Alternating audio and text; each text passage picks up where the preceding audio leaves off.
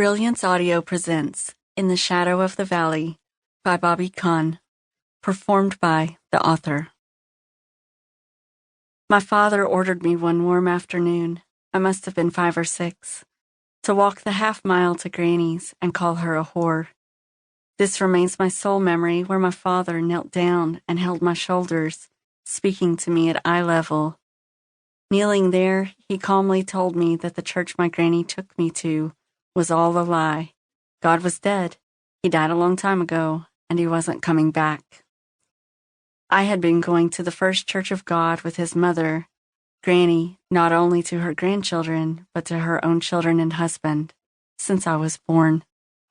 She wrapped me up and carted me off as soon as it was decent, and we went every Sunday morning to the holiday services and on Wednesday nights when I was old enough to go to youth group. Every once in a while, I had to go on a Sunday night when there were few kids and there was nothing to do but wait for it to be over. At the end of the Sunday evening service, though, the men would sometimes stand around whoever sat on the front pew in the middle aisle, lay their hands on that person, and pray in a babbling, overlapping way that made me think they might do something even stranger. Still, I knew that my father had things mixed up. It was Jesus who died, not God, and he did come back, and God never went away at all. We didn't spend much time on that topic once my father was sure the message was clear. His attack on the church and God didn't bother me too much.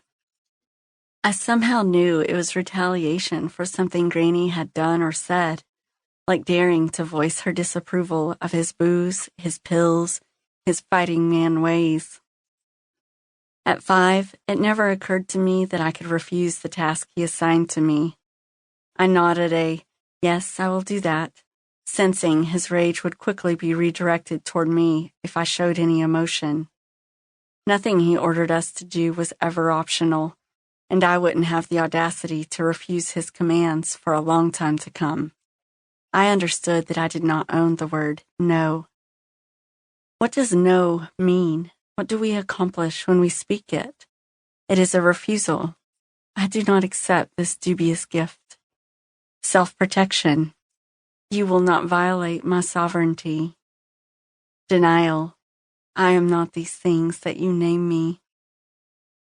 Children learn the word at a young age as they test the limits their parents set for them and the boundaries the physical world imposes upon them. As frustrating as it is to accommodate the child's no, that word is essential. No functions in a way that please don't never has, in a way that tears and cries never will. It took me many years to learn the word no. I do not remember ever saying that word to my parents in defiance. You cannot make me do this. Or in resistance. I will no longer be subjected to. In fact, I do not remember speaking much at all as a child. I may have. My mother claims I did. But I remember so much more the quietness that engulfed me, shame and fear twisting my insides. I waited for moments to pass, for the confusion to subside, for the adults around me to say, "Everything is okay." No one ever did. Words were weapons, just another form of violence that I hid from. I hid myself deep so that on the surface, people would see quiet and good girl.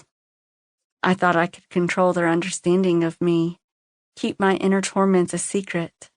It seemed like another sin to be so angry.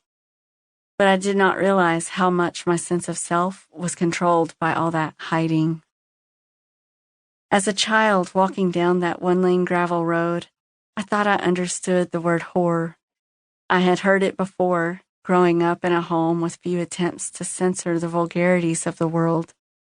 I had probably already heard it screamed at my mother, who never denied any curse, but who seemed to think her motherly arms would somehow protect her face and herself from what rained down. Somehow, I knew it was a word for women, and I knew it was something to be ashamed of.